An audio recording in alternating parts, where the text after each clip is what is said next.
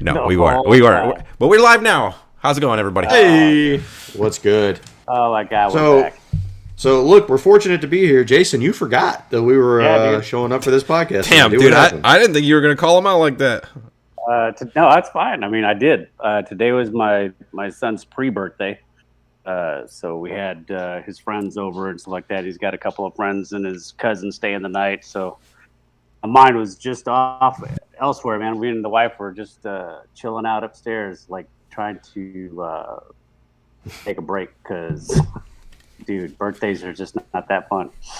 Yeah. Oh, hey, were you double checking that we were muted there? I was 100%, and you're good, bro. My man. You're good. Man. Hey, look, man. Me and you, man. Look, we don't agree on everything, but I got your back. I appreciate that. Hey, so hey, real quick. Did you guys get real quick? Yeah. I'm sorry. I was gonna say this, but hey, happy birthday to your son. I think he's 13, right? Yeah, Tuesday. Okay. I'm gonna say it now in case I forget. Teenager. Oh my God. Jesus Christ, Fossil, you have a teenager. I'll have one this year too. And one that's on the way. I know. Bro, like getting yourself into a mess.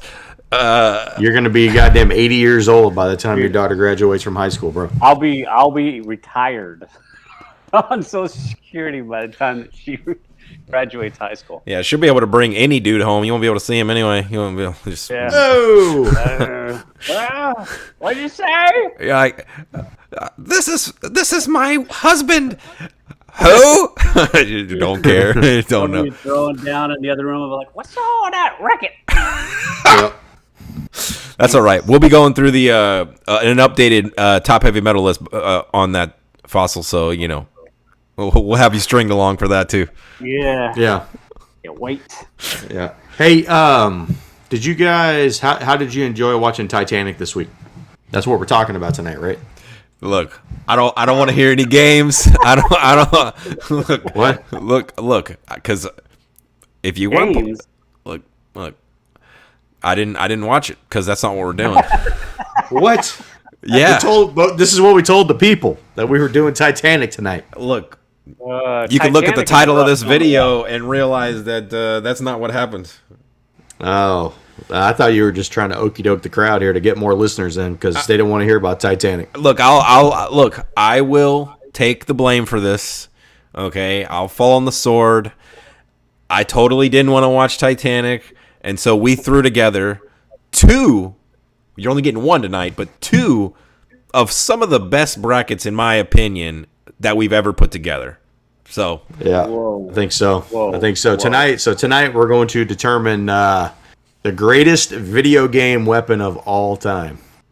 I think it's actually overdue. Josh, I think you had brought this up to me like earlier in the week, but I think we've never talked about video games yet. Nope. Like not in an official capacity. Correct. Yeah, that's what I mean. We've had I think we've had a couple of brackets that we have kind of piecemeal together that we still haven't done that are somewhat game related. But like this will be the first time where people will be able to see if there was any doubts if we were nerds. This will alleviate that for sure. Well, you know what, Dave, I'm glad you bring that up. So I got this dude who works with me, and he. It's capital N nerd, bro. Does he work on computers? Not really. Not really. But this dude is like super fucking game nerd, right? So I'm like, hey, you know what? I'm gonna bounce this off of him today. I'm gonna see how many that like, hey man, talk to me about your favorite ones and see how many we have on the list, because surely we're gonna have all these on the list. This dude proceeds to rattle off 8 separate weapons that we definitely don't have on this list. And I was like, what the fuck is that? Now, like, were these good choices by him? I mean, I would say no, because I think we have the 16 best choices.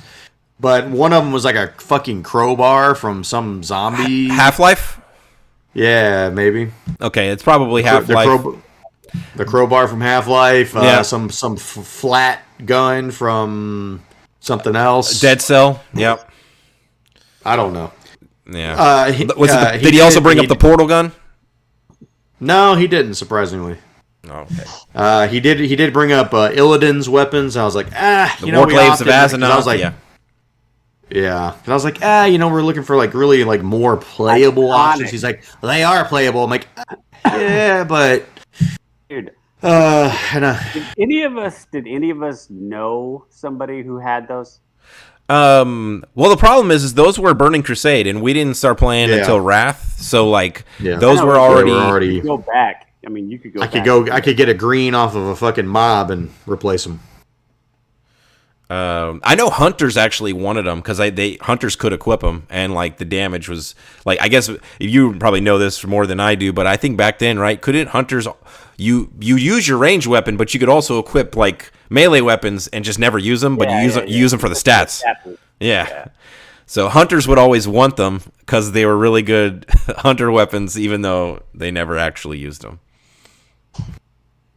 But so I was just curious. Like, I mean, I like to suggest. See, I think what we need to make sure the audience knows is these are like iconic weapons by the masses. Like these are popular weapons that you're gonna bring up, and even if somebody probably wasn't hardcore into the game, they're like, oh yeah, I remember that weapon. I'm not sure what a Thunder Fury Blessed Blade of the Windseeker is. That is from WoW Classic. Like that's the OG, release. There's quite a few steps to get it. I believe it involves some stuff in Molten Core, but Sterling, feel free to correct me on that. I don't remember exactly, but that is before our time. But is it as epic as, the Paladin quest? Oh, the Paladin quest to get your hammer? To get that stupid ass hammer? God. I was so happy with that hammer, and then I was like, I didn't replace it for like 15 levels. I'm not replacing it. Do you remember like one of the big weapons you would get in Ice Crown, Josh? Do you remember specifically any of those? There had to have been a weapon for Pallies in Ice Crown. There was, but I don't remember. I don't remember there being much of any weapon for hunters either. Nothing other than like bows and guns and stuff. Yeah, no big deal. But yeah, as you can tell, we were in deep on World of Warcraft. So if we've already lost you, don't worry. We probably won't be talking about it too much on the podcast part of it. So yeah, but a lot of these. Oh, go ahead, Fossil. I was going to say, and I'm sure that Dave's going to put timestamps because he never does in the bottom, and you can just skip all of this bullshit. Yeah, I need to just bite the bullet one of these days and just go through and go to like all of our videos and update them. I'd probably be smart if I was a smart guy.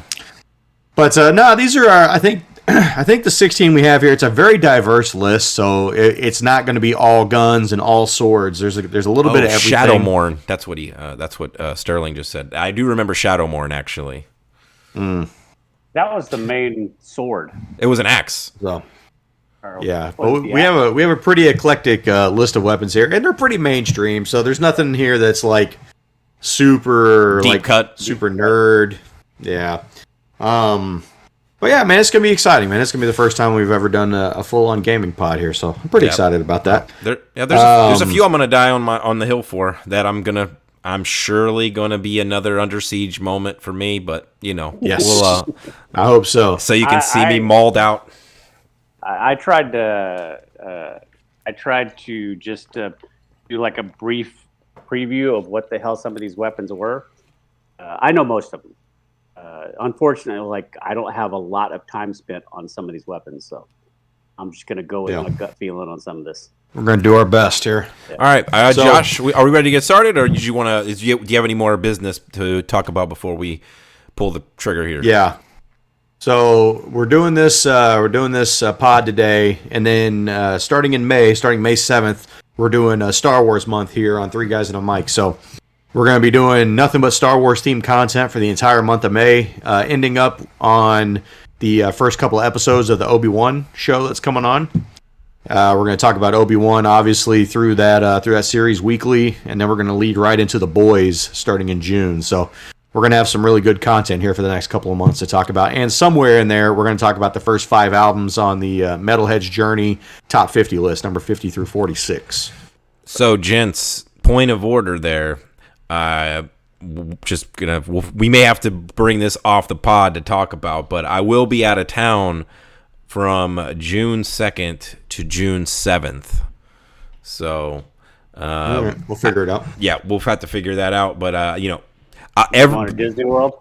Actually, yes. Yes.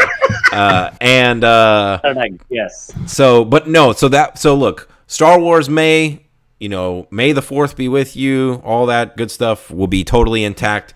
It's just gonna be, just the boys. The boys will be. Look, if y'all have to ride that first episode of just the two guys and a mic, just to keep momentum, and we'll talk about it off stream. But if y'all are more than welcome to do that, if that's how you want to roll.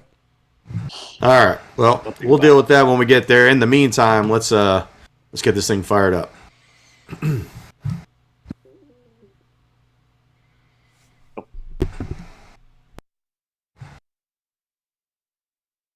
Hello, and welcome to Three Guys and a Mic presents the Big Fucking Bracket 9000, a 16-slot bracket-style tournament to determine the greatest video game weapon of all time. I'm your co-host, the Human Dart, along with Jason Tsunami and David Disaster. We made it. Yeah, I should have had something planned. I wanted to do like a Duke Nukem voice, but I can do the voice. I just wanted to say something relevant to the bracket, like do it now. It's time to kick ass and chew bubble gum, and I'm all out of gum. There you go. That was terrible. Do another one. I don't know what else he says. All right. Well, hey. Yeah, I didn't have it prepared. I feel embarrassed for you right now, Dave, but that's all right. We're gonna move on. Fuck you. So hey, we're supposed to be talking about a little movie called Titanic this week. That's what we promised you guys. But what we've determined here is Dave is a liar, and he decided that he was just going to take the reins of the podcast here and decide for us that he didn't want to watch the movie this week. So hey, Dave, no big deal. We're just going to fit in here and we're going to have a little bit of fun. We're going to do our first gaming podcast that we've done in the 2+ years that we've done this pod, man. We've never been able to find the right gaming content to talk about. And look, till today. And look, you're welcome, Josh, because I know you love brackets probably more than anything. Yeah. Look, this is way more fun than Titanic. Titanic sucks, but that's all right. We're gonna save that. We're gonna save that content for another time, like 3 months from now. Oh, look! Somebody in the chat just inspired me from another Duke Nukem line. So I'm gonna go embarrass myself for a second time. Here we go. I've got balls of steel. No, nice. Right. That was better. All right, that had better delivery. All right. Yeah. Oh my God. As the intro stated here, we are talking about the 16 greatest video game weapons of all time. Now, look, notably, yes, okay. Look, we don't have like all 16 of the greatest, whatever your greatest are. Okay, this is our greatest. So if we're missing something on here, and you're sitting there listening to this, and you're saying, "Fuck you guys," you don't have the number one gun in my life on there.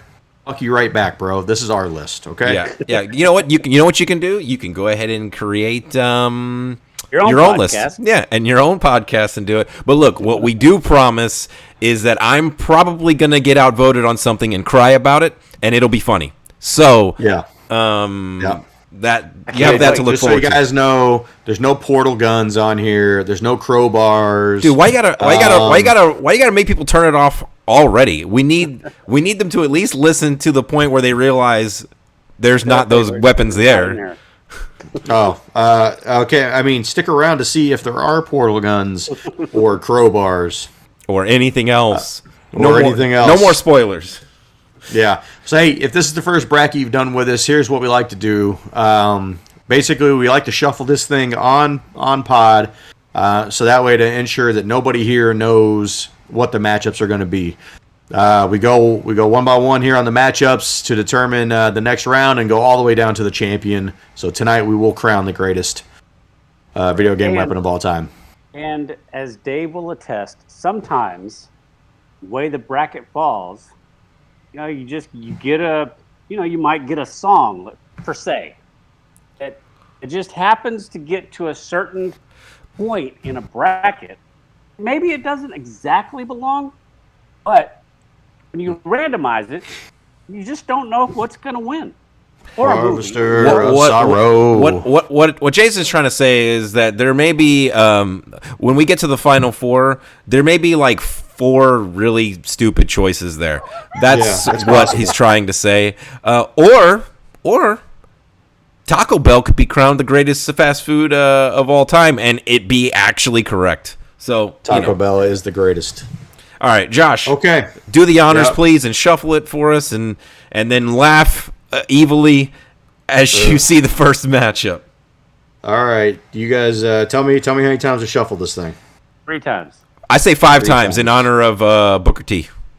All right, I'm going to do 4 times. I'm going to split the difference here. Here we go. All right, do 1, it. 2, 3, 4. Okay. And make sure you hit start, I think, on there. I am hitting start. Dave, do not tell me how to live my life. All right, here we go. Oh, this is interesting. Okay, here we go. Here we go. Off Here to we off to a fast start here. Let's do it. All right, let me find it. Shit. All right, this first weapon introduced in 1981. When acquired, this weapon puts the wielder in a unique state for 8 seconds. You will constantly swing this back and forth, dealing an immense amount of damage. Introduced in Donkey Kong, but more famously known in Smash Brothers, the hammer. Oh, okay. Dude, that is a weapon right there, especially in Smash Brothers, because you just fucking ding them and they just fly off the fucking screen. Dave. Calm down. Save that content. Okay, sorry. All right, it's going up against this next weapon, introduced in 1985. This is a power-up attainable in most of the franchise's titles. Oh, shit. It enables characters to throw fireballs as an attack, as well as a way to melt ice blocks. From Super Mario Brothers, the Fire Flower. Dude, this could not have been a better matchup. I know, this is a good one. Let's start with the hammer. Look, Tell us about the hammer. Look, I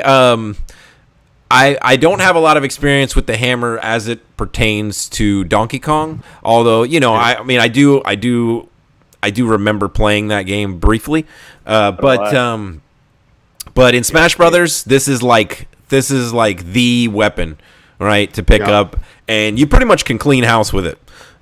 Yeah. So this is, if you're playing against like 3 other characters, this thing is gonna wipe everybody out. And you're gonna be by yourself unless you can jump away from it.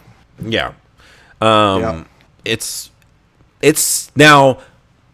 I hate to already kind of start talking down on it. Is once it runs out, that's pretty much it. And introduced in later versions, there's a 12.5% chance that you're going to lose the head of the hammer, and you're just going to be swinging the stupid stick back and forth and do no damage whatsoever. Yikes! How upset would you be if that happened to you? You finally got the hammer. Yeah, it's definitely happened. Look, we've played. Between us, I don't necessarily know how much like the 3 of us together have played a lot of Smash, but anytime we would do like after-hour store events and stuff, Smash Brothers was always like the main event. And, man, we would play the shit out of that game. Full disclosure, I probably played 1 hour of Smash Brothers. Total? Yeah, I didn't have the system or the game at the time. But everybody played it. Help my son played it, so. Yeah. Obviously, the appeal here is, you're taking all the classic legendary Nintendo characters and putting them against each other in a fucking battle royale, right? Yeah. So that was always a really fun thing, and there's a ton of really cool weapons in there. You get like Star Fox's gun, you get a laser sword, you get in later entries Pokeballs. you have like in later entries every character has their own ultimate smash, which like you get that and you do like a very character specific like fucking screen melting move. But look, I'm just gonna come out early. And I'm going to come out for Fireball. We haven't talked about it yet, but I'm going to go ahead and just pick Fireball here. It's like the OG, like, original power-up. Like, you pick that up, and it changes the game. Like, if you're talking about the original Mario Brothers, because everything else at this point, you're jumping on top of it, right? You jump on top of things to kill it. The fire flower, and it's very cumbersome to have to constantly do that. Yes. And then if you miss-time that fucking jump, you get hit by that fucking Goomba. God, that's annoying. dude. Yeah, but fire flower, you literally just spam. Everybody does this. As soon as you get it, you spam B. You just fucking fire it, and like you're so mad if you get hit and lose it. It's so infuriating. But while you have it, you feel like a god. I'm coming in early with a fire flower.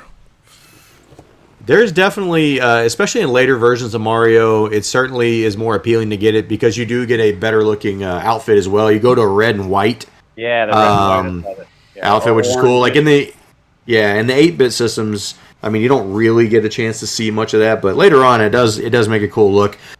At the end of the day, I don't find this as much of a weapon as more of a power up, personally. And look, it's good, but it's not even one of the best power ups that you can get in any of the franchise. I'm a hammer vote. That hammer is devastating when you get that on Smash. I have more time in Mario Brothers. I do agree to an extent Josh's take as far as what is a weapon, but in some of these cases, some of these weapons are by default a power up because you earn it at some point, and it's an upgrade from whatever you've had before. Having played Mario Brothers more than Smash Brothers, I'm going to have to go with the fireballs from hell. I'm going to use my special card here to override that and put an extra vote in for hammer. Let's not start that. Bro, like, how are we going to vote the fucking hammer out in the first round? This is one of the most devastating weapons on this bracket. And we're just going to piss it away in favor of a fucking flower? It's dodgeable. It sometimes doesn't do anything. And if you can outlast it, then that's it. It did nothing for you. The fire flower can literally last the entire fucking level if you don't get hit.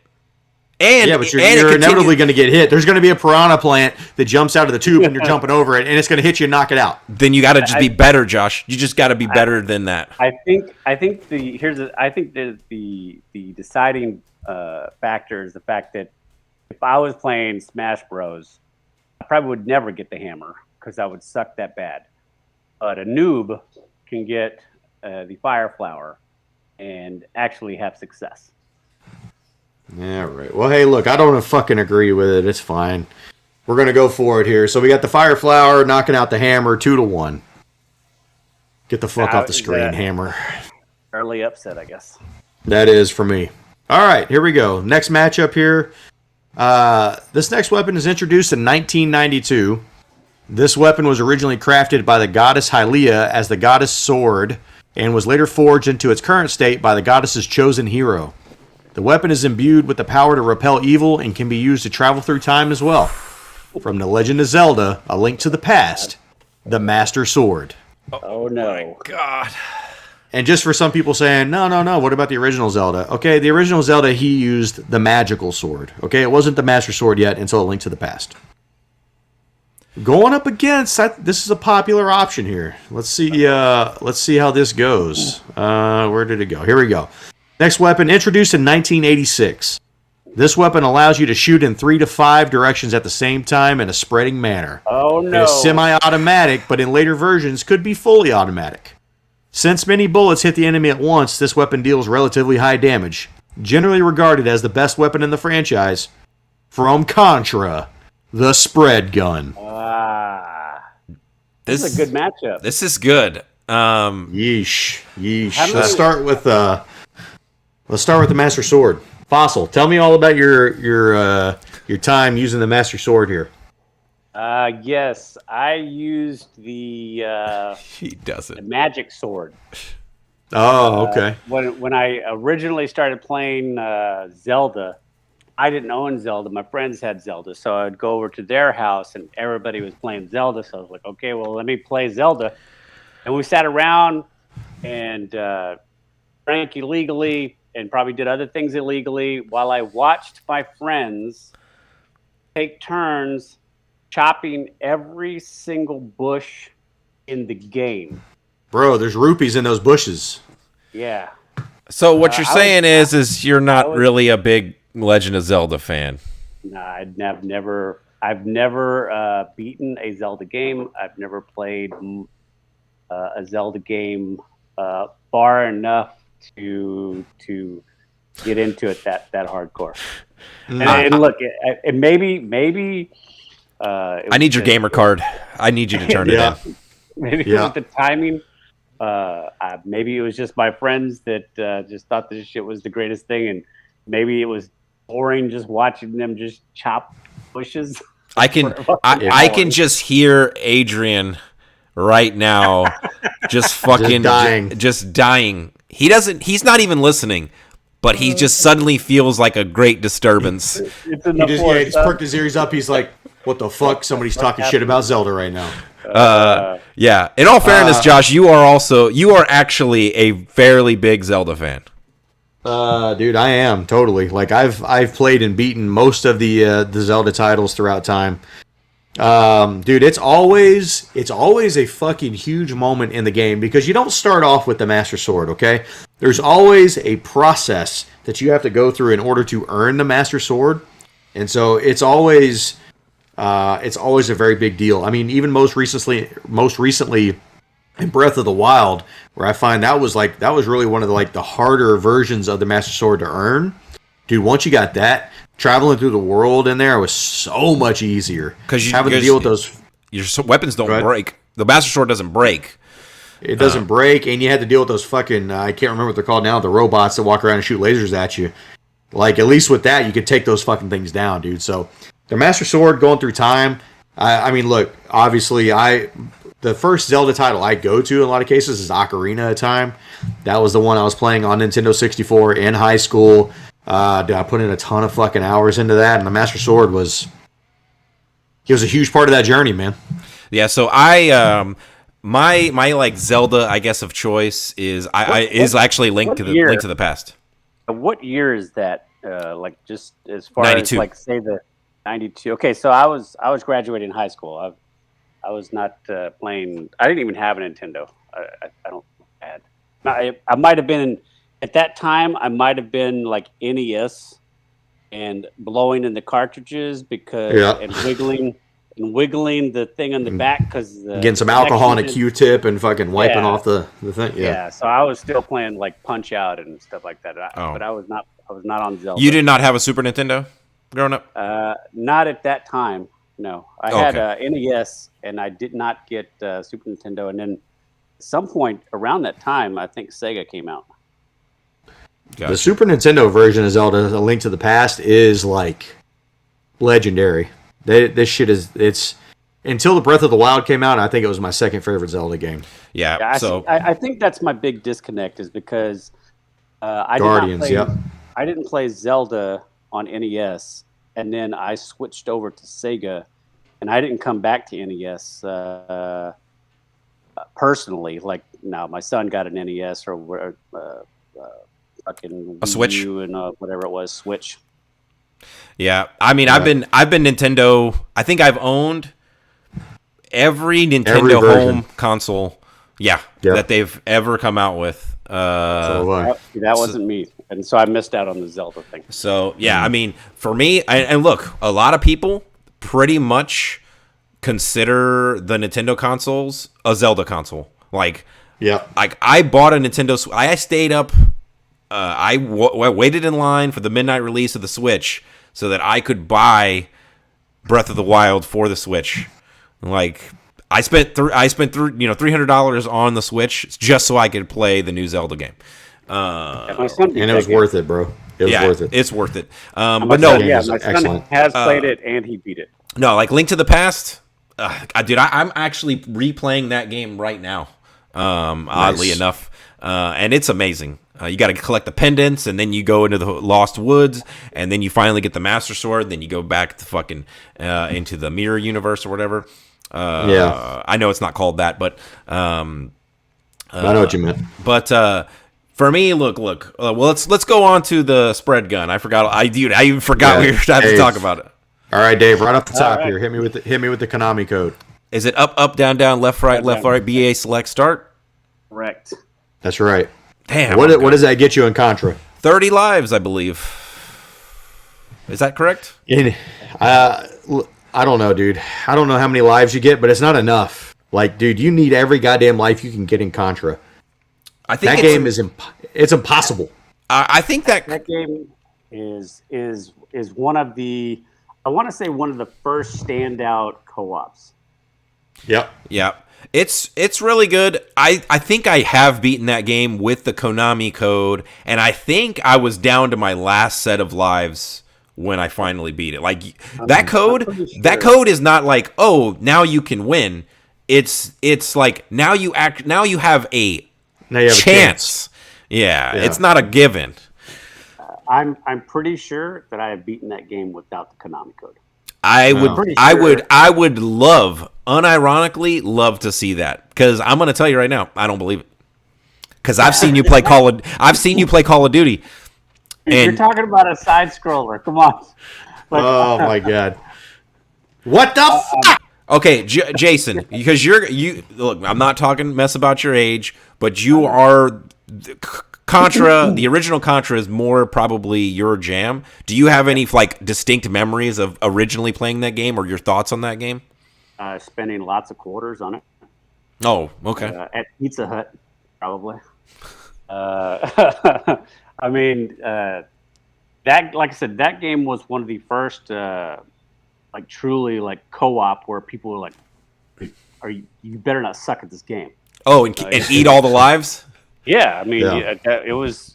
I don't want to say that it was as intense as, say, raiding and gear checking. Oh no, definitely not that. But you didn't just let anybody just like slide in and start playing. Like, dude, don't get me killed. Like, if you get me killed, I'm gonna have to bump you off.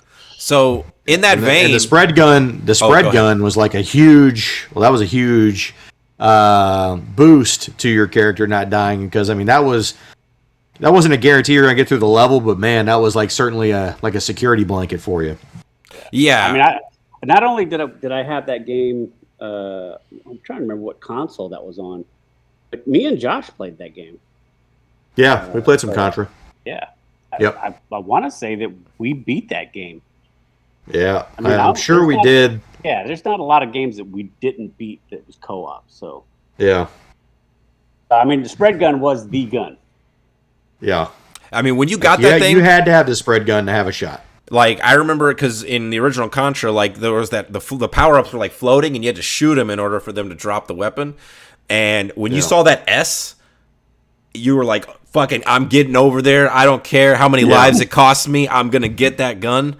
And then inevitably you'd get it and then get killed by some random enemy and then lose it and be so frustrated. Yeah. I would tell you, look. Oh, go ahead, Jason. No, I was just, look, I'm pretty sure I know where this is going, so I'm just going to throw my vote out there with the one that I have the familiarity with. So I'm going to vote spread gun and then let you guys go ahead and crush me. I'm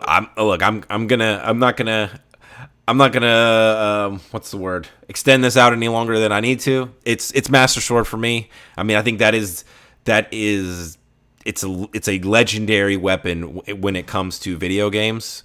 It's in the Hall of Fame for me. Yeah. Look, man, I can't vote against it. Some of my best video game moments were wielding the Master Sword. So I'm not ready to give it up yet. Not on the spread gun from Contra just yet. Yeah, I agree. I'm not saying the Master Sword is an auto pick every time, but Contra ain't it. Yeah. All right. So Master Sword wins 2-1, knocking out the spread gun. Okay. Woo, here we go. This is an interesting one. This is a good matchup right here. All right. This next weapon, introduced in 1992, this item, once released, will home in on an opponent ahead of the player and hit them. It will knock over any card it hits or destroy any item upon collision. From Mario Kart, the red shell. Oh, no. Dude, I'll wait. Go. What's it up against? All right. It's going up against this weapon that was introduced in 1993. This is a large energy weapon that fires giant balls of green plasma. Oh, no. Computer Gaming World described this as the ultimate weapon from Doom, the big fucking gun 9000. Yeah. So I was 8 years old. Is this the original Doom? Yeah, the original Doom. Yes. Yeah, I played that on the PC. So I was 8 years old, and I know we didn't talk about the red shell. I'm purposefully skipping that real for a second, and I want to talk about the BFG. I was 8 years old, and when my older brothers, one of them inevitably had it on their PC, and I played Doom, and I didn't know what that meant, and they didn't tell me.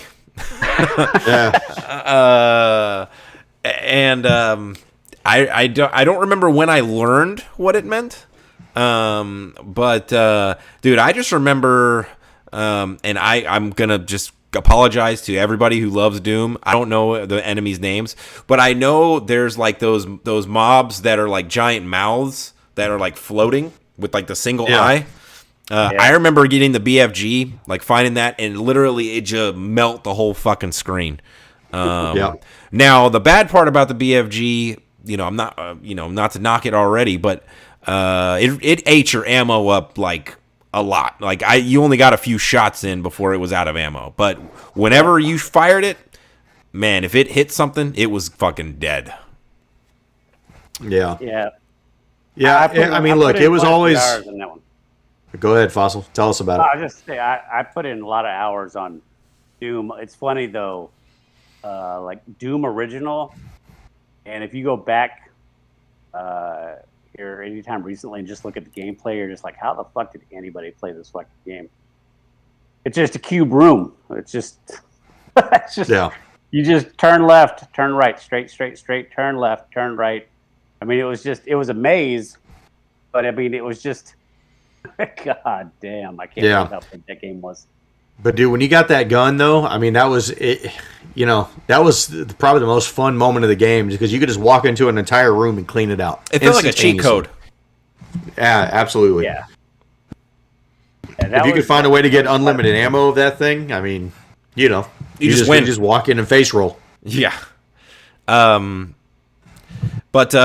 moving on to the red shell, look, there is nothing more annoying or terrifying, depending on the situation, of being in the lead and knowing, like the blue shell, like that's gonna happen regardless. Let's talk about that for a second because the question came up early on is why don't we do the blue shell? And look, the blue shell is certainly devastating and it creates a lot of chaos, but I think with the red shell, there's nothing more there's nothing that gives you more anxiety than having that one guy directly behind you that has that shell, right? And that's really going to change the outcome of the game. Like the guy behind you is systematically waiting to get closer to the finish line to knock you out with that. I think that's a little bit more mind gamey. So yeah, I agree with the blue shell. You can't be an asshole with the blue shell. You just and the only way you can get it is if you're really far behind. And whenever you get it, you just immediately fire it. There's no strategy. There's no thought. You're like, okay, I'm just going to fire this thing and hurt the first place person. But with the red shell, you could be a fucking dick. Now, I did this often, way often, especially with my against my younger cousins or my sister or my children. Now is I'll get a red shell. I'll be ahead of them, and I'll just let go of the acceleration a little bit. And I'll let them pass me, and as soon as they pass me, pop, and I'm fucking gone. Just to be a dickhead. And then in I think in the original Mario Kart you would hear it as well, but you could always hear the red shell coming when it was coming. And if you didn't have a banana or something to defend yourself with, you knew you were just gonna get popped. Because you inevitably do the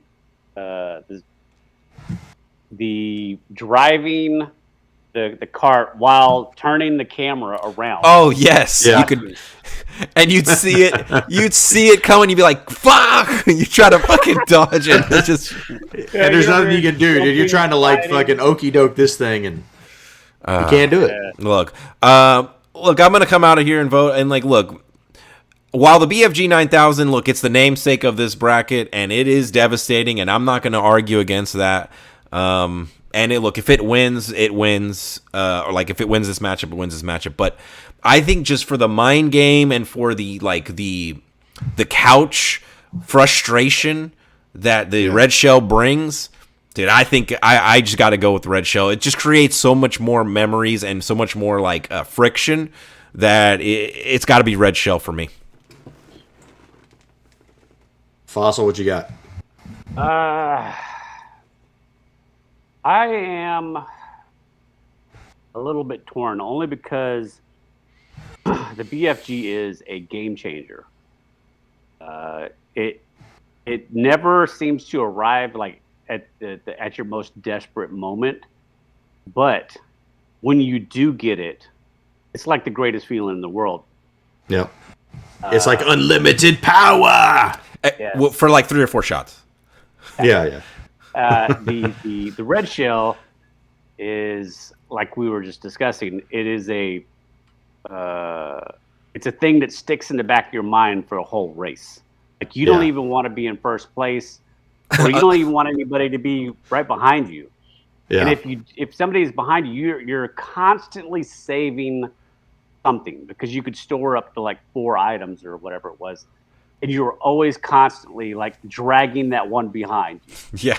For the whole race, it didn't matter, because like last lap, like banana, that's all I got. I'm just holding on to it in my asshole. Dude, that's take it to the finish line. And that's why I feel like I gotta go with red shell for me, just because like it's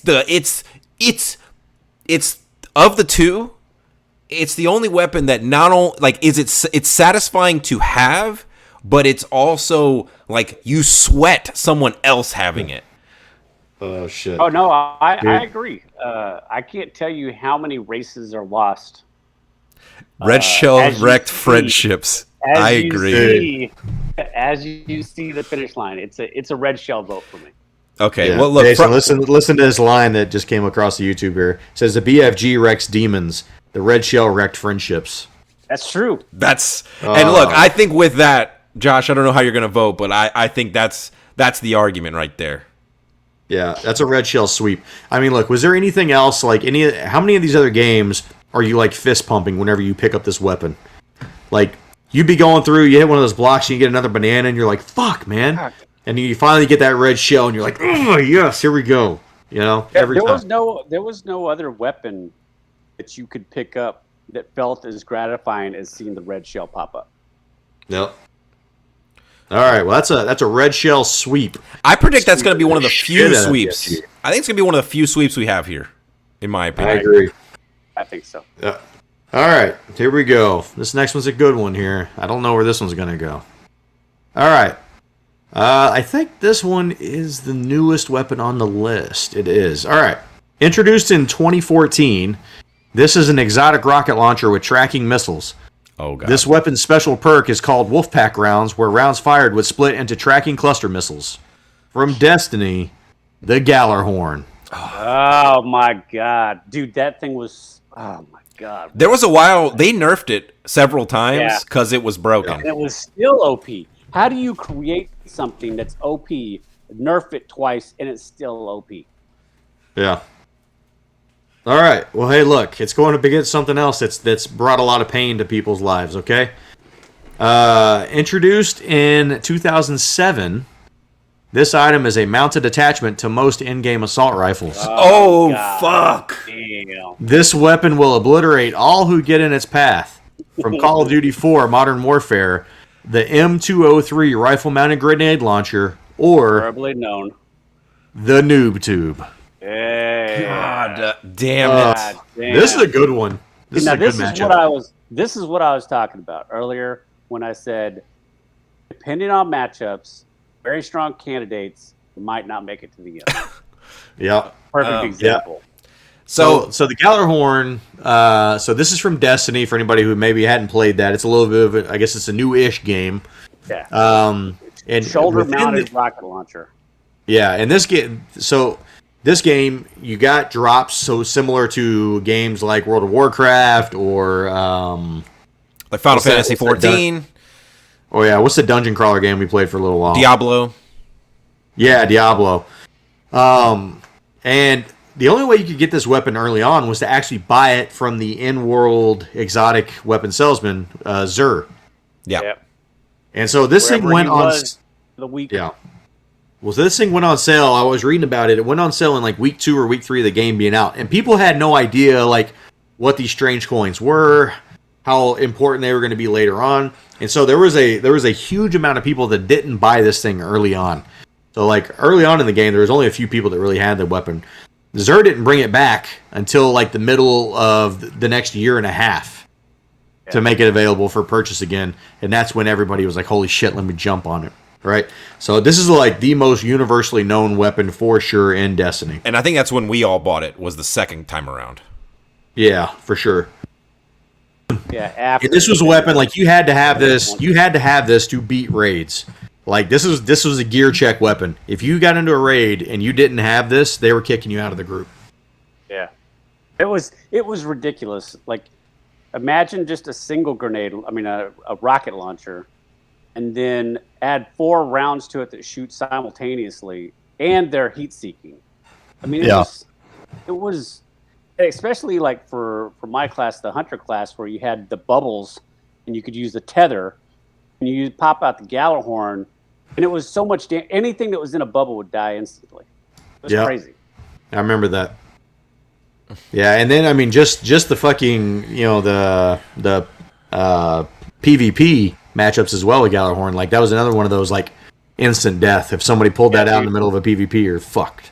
Yeah, you're like you would tell your friends immediately, oh god, somebody's got a Gallarhorn. Yeah. And you would point them out on the map, and then we just try and avoid the areas. Yeah. Dude, I remember I was the one who pushed a lot for Destiny PvP. Y'all weren't super about that life too much. I hate PvP. You hate PvP? I do it because Dave wants to do it or whatever, but I hate PvP. And look, the next game we're going to talk about here in this matchup, I don't think you can say you hated it, because I think this was, outside of World of Warcraft, this was probably peak PvP for us. Yeah. How many controllers did you break on Call of Duty? God yeah, let's just get into it. Fuck. I mean, I broke at least 2. At least I don't know, 2 or 3 for sure. Like, dude, this shit was always maddening for PvP on Call of Duty. So we tried to figure out like what was the best option from Call of Duty, because we really wanted to put a sniper rifle, on here, because those are so popular as well. But we settled. We had the ray gun on here from the zombies for a little bit, but then we really settled on the noob tube, because I feel like that's the one that like really that brings a lot of agony to a lot of people. Yeah. Yeah, and let's like set the stage, because I just want to be specific. It's specific to that Call of Duty Modern Warfare, the Call of Duty 4, right? Because that was like which is probably one of the best games. I agree. Yes, before before hackers like just ruined it or whatever. But like I don't know if it's not going to say it was the first game, but it's the first game that I played where there was kill cam. like outside of like the hardcore modes, but just regular team deathmatch, there was kill cam. And dude, I mean, Jason and I and Josh, you can attest how many times a match would start. The match would start, and you would run and all you would straight, hear and you hear thunk, thunk, thunk, and you would die, and then you would watch your kill cam, and you would see the match start, and the guy would just go, and it would go over the hill and fucking hit you. Yeah. Oh, dude, I started every match like that. Every match. You just throw every grenade you had and every noob tube that you could do. I would just shoot, because you had, I think, 2 rounds. Yeah. And I would fire off the one, and then I would save the last one, because I'm old, and my reaction time is just not as good as a fucking 9-year-old kid. Hey, look. Who can jump in the air, do a 360, flip upside down, jump on a rock, land on his face, and still shoot me before I can pull the trigger. Look, I don't like that you're saying you were old, because fuck you. You were younger then than me and Josh are now. Yeah. Old. Yeah. Welcome to the old club.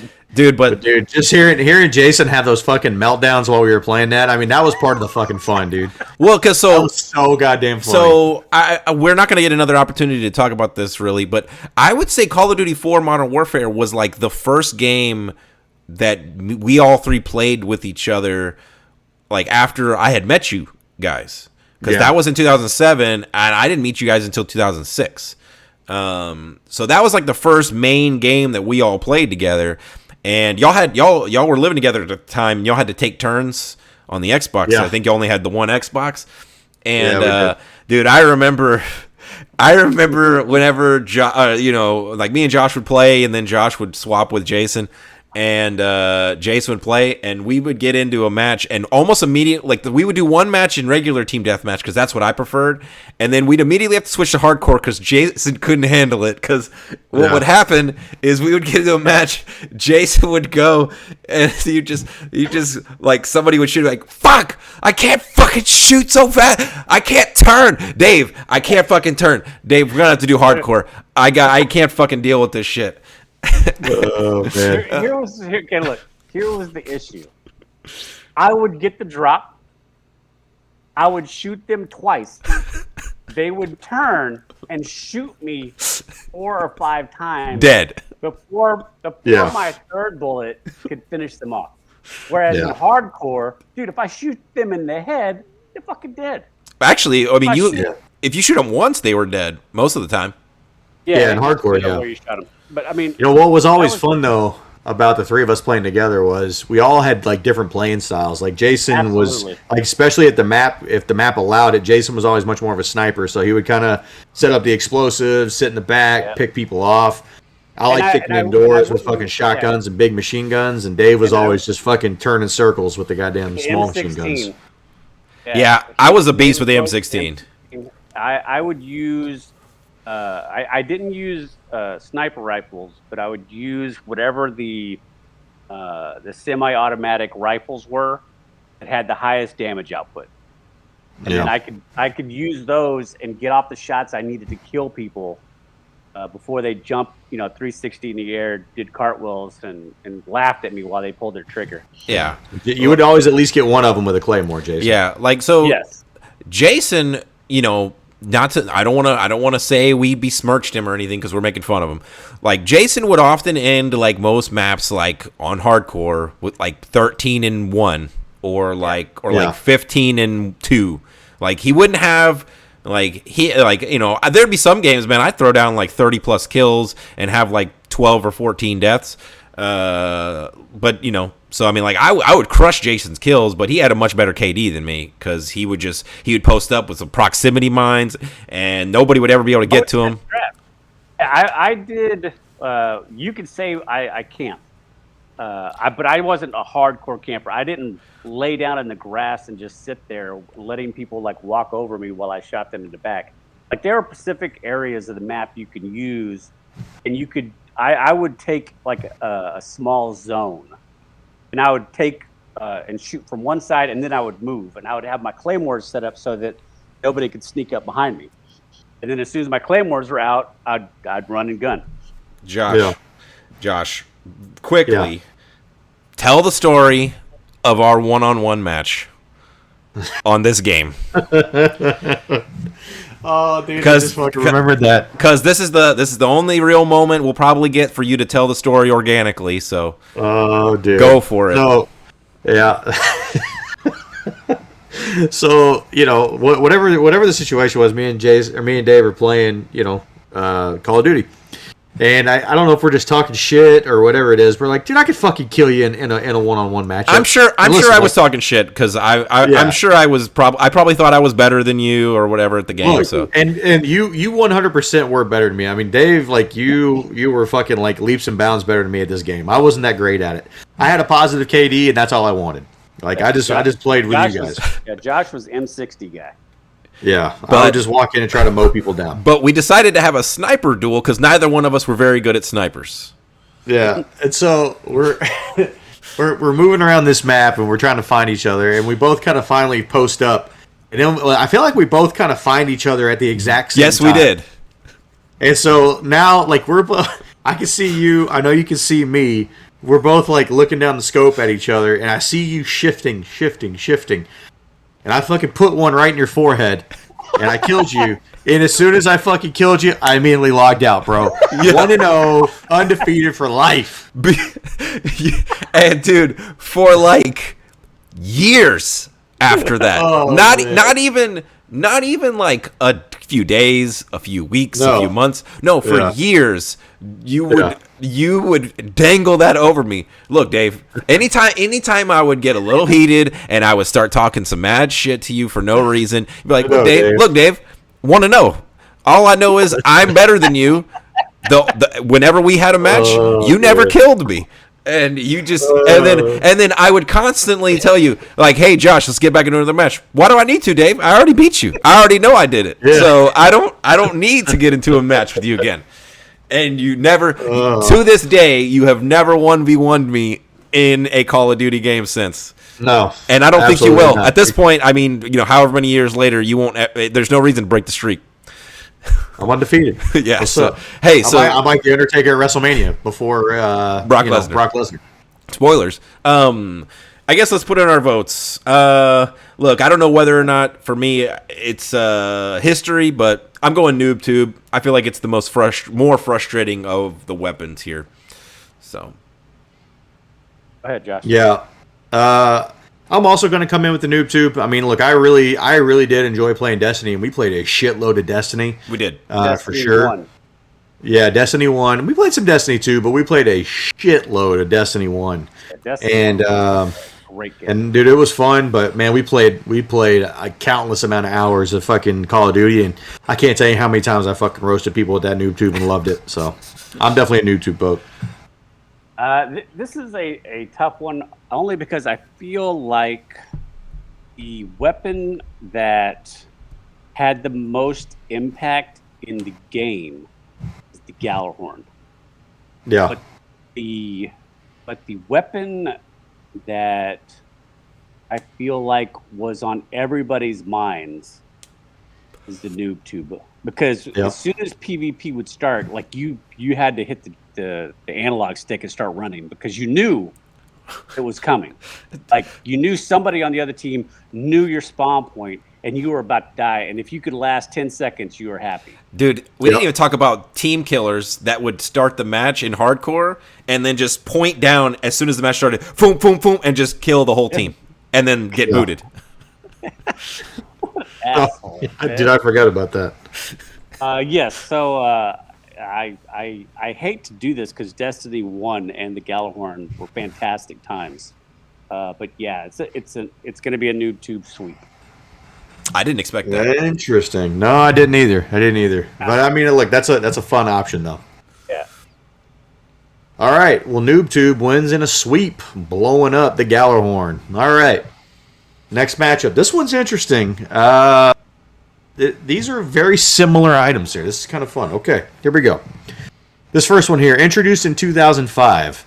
This is a pair of chain blades fashioned in the underworld by Ares himself and imbued with fire. The chains are permanently seared onto the forearms of the wielder. From God of War, the Blades of Chaos. Yeah. All right. That's good shit. We're going up against a weapon here introduced in 2007. This weapon can be discreetly extended or retracted from a bracer or gauntlet. Initially, the use of this weapon would require the amputation of your ring finger as a means of allowing the blade to be extended should the user clench their fist. It was later modified to prevent this issue. From Assassin's Creed, The Hidden Blade.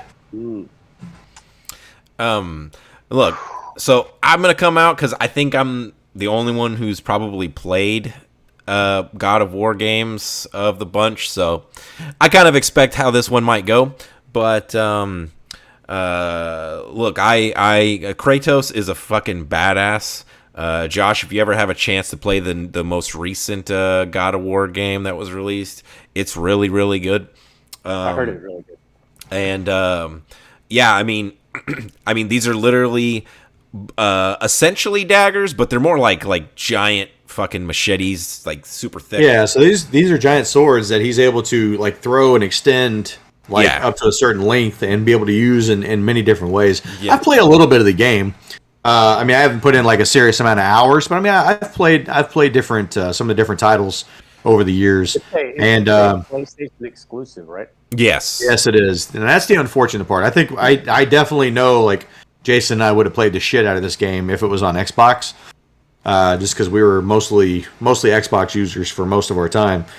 But I've been able to play this through either other people's PlayStations or like at different events that I've gone to for work.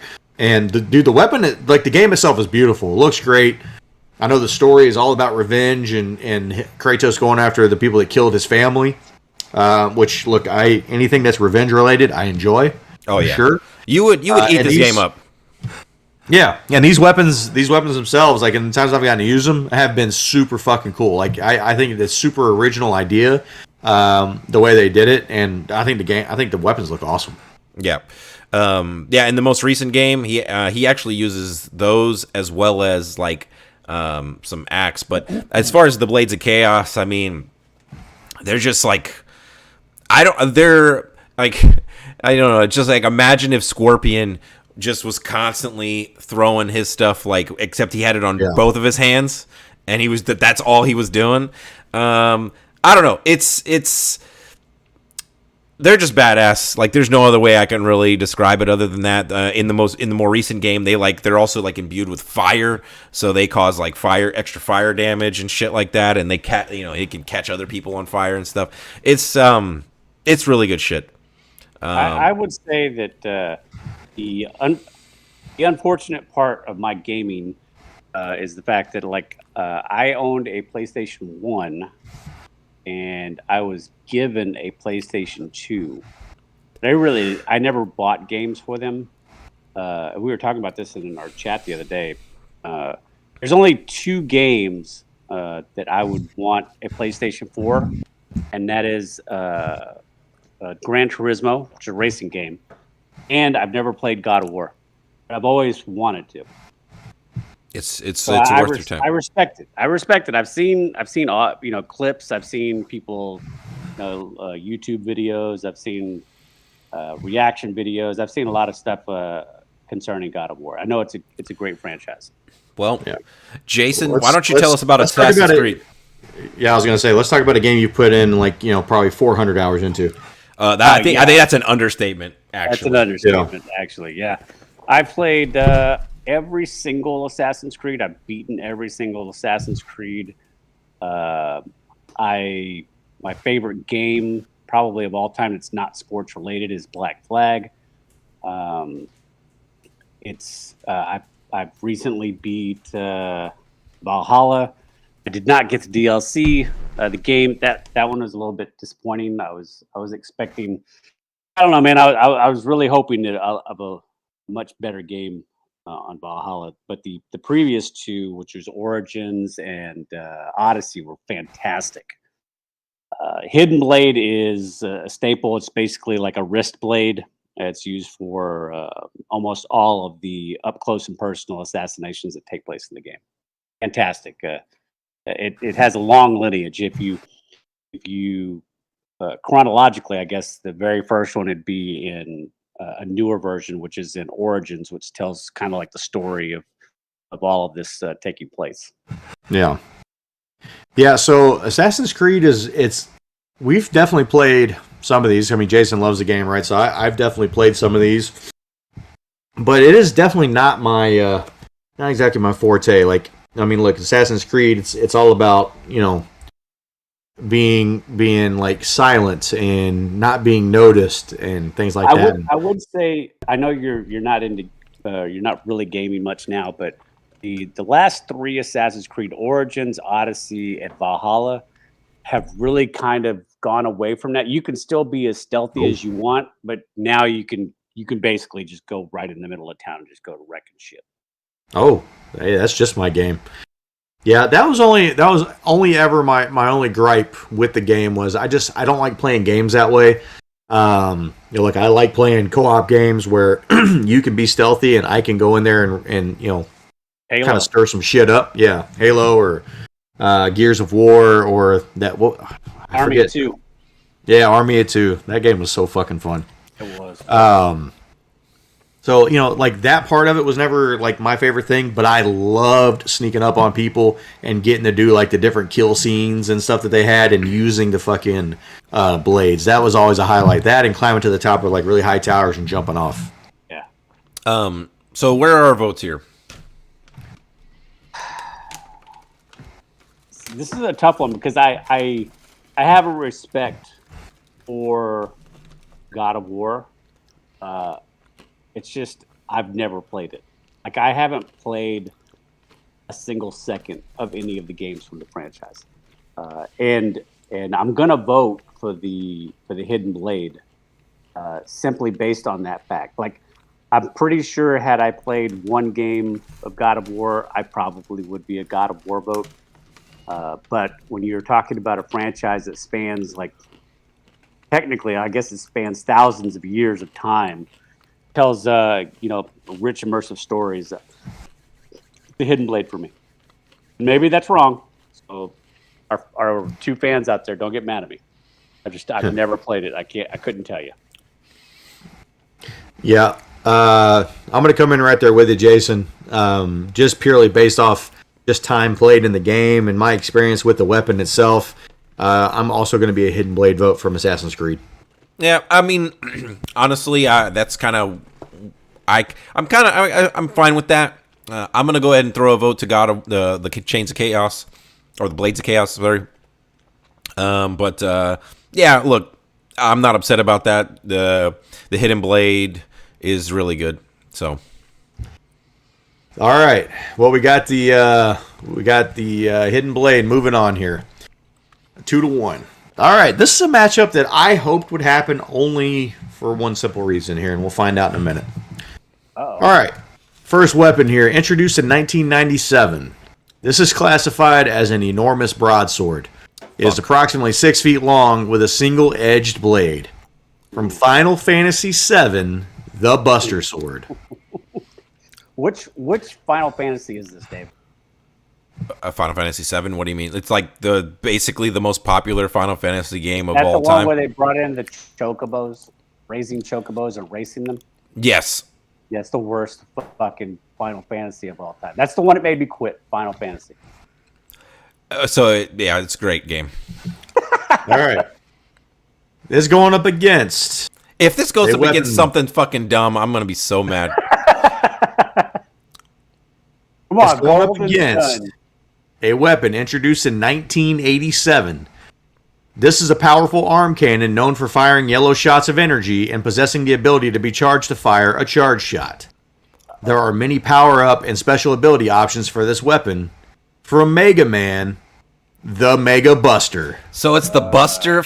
It's the Buster battle. Yeah, I had hoped that this was going to be this matchup just for the two Busters. So I want to point something out here right off the top about both these weapons. Both of these weapons are the starting weapons for their respective characters. But grow over time. Well, actually, the Buster Sword never grows over time. If I want to be honest about it, but it is iconic in that, like Cloud is It's always like associated 18 with it. Yeah, It's 18 times the size of his body. yeah, and also like Cloud, the character that wields the Buster Sword, like any other games he's been in, whether it's been Super Smash Brothers or He always has the same sword. yeah, this is the sword that everyone knows about. I mean, even people who aren't really familiar with Final Fantasy, like you see it and you kind of know, okay, I know this is from Final Fantasy. Just so you're aware, and this blew me away. I believe it is Assassin's Creed Origins. It takes place in Egypt. There is a hidden Easter egg. I think it's in one of the pyramids. I don't remember exactly, so if I'm wrong, I don't care. But you actually got. I don't know if it was the Buster Sword, but I knew the character, and it's a weapon from one of the Final Fantasy franchises. Oh, okay. Yeah, I'm doing some research on the Buster Sword. It does show up across a lot of different games that aren't just Final Fantasy. It does show up in Smash Brothers. It does show up obviously across Final Fantasy. The Disney game, Kingdom Hearts. Oh, Kingdom Hearts. Yeah, it shows up in Kingdom Hearts. Yeah, it's very iconic. Like, look, I grew up on Final Fantasy. Both my older brothers played Final Fantasy games. So Final Fantasy VII. So I've told this story before. So I'm gonna tell an abridged version of it. I sold my older brothers with their blessing their SNES games and ended up using that money to buy the original PlayStation. And I bought 2 games. I bought Final Fantasy VII and I bought Final Fantasy Tactics. And so Final Fantasy VII was really like the first game that was kind of like mine, that wasn't like inherited from my older siblings. So I played the shit out of that game. I bought a strategy guide with it so I could unlock everything. And kind of similar to what Jason's referring to, there's a moment in there where you have to fucking raise some chocobos, which are like the like a bird that you can ride in that game. Like, basically, they're horses of Final Fantasy. If you want the best weapon in the game, you have to raise this stupid chocobo that can run on water or whatever. So you get to this stupid ass island. So you can get the best weapon in the fuck that game. So let me clarify, because Jason is correct, but he's wrong on one point. So in Final Fantasy VII, like in addition to like magic and everything, one of the things you can do is summon like other beings to fight the enemy and like do massive damage and stuff. The best part of the game. Yeah. So the best summon in the game is called the Knights of the Round. And in order, that's where you had to go raise the chocobos to go to this island to get the Knights of the Round. And basically, it had the Knights of the Round table would come out, you'd summon them, and they would fucking annihilate the enemies, right? And I did I raised all the shit to get the fucking golden bird or go out and fucking go on that island and did it. It took me fucking weeks, but I did it. I'm not joking. I'm not kidding at all. That is what made me quit playing Final Fantasy until the Final Fantasy that came out, I don't know, like 3 years ago or whatever it was. Oh, Final Fantasy 15? Final Fantasy 15 is very good. But it is. It's just very different. Yeah, the Buster Sword, though, super iconic. It's instantly recognizable for me. Yeah. I knew what you were talking about from it, but I've never played a second of Final Fantasy. But I knew what you were talking about as soon as you said it. Like it's an iconic weapon. It looks super fucking cool for sure. The weapon that you get in Assassin's Creed is the Ultima Blade. Oh, that is from Final Fantasy VII. That is Cloud's like ultimate weapon. It's not the Buster Sword, but it's his ultimate weapon. Now, I do have a lot of time playing Mega Man. I have played a lot of the early Mega Mans from 1 through I don't know, maybe 6 or 7. I can't remember. Did you ever play Mega Man X for the Super Nintendo? I think I did. I don't remember at this point. But that used to be one of my favorite titles. And specifically, I really enjoyed the fact that you would go beat these bosses, and then you would get a special ability from that boss that you would need to beat another boss in the game. And for whatever reason, like that one particular feature was what always really like enamored me to the game itself. It wasn't the story or anything like that. It was just the fact that the more you did, the more shit you gathered, and you got to use that later on down the line to go and beat these other bosses. And I always thought that was really like the coolest part of the game for me. I like that you had the feeling of choice.